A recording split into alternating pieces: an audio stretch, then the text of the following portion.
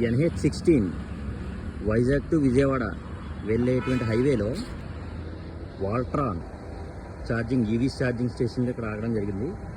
ఇక్కడ EV Tata punch అనేది ఇక్కడ ఛార్జింగ్ ఎత్తడం జరుగుతుంది. చూడండి, 30 కిలోవాట్ గన్.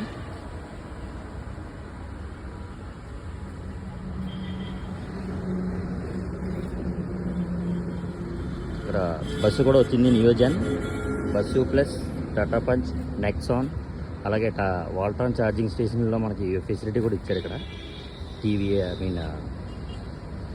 ఫెసిలిటేషన్ సెంటర్ లాగా బాగుంది. ఇలాగా వాల్ట్రాన్ ఈవీ ఛార్జెస్ మనకి ఏసీ క్యాబిన్ ఇచ్చారు.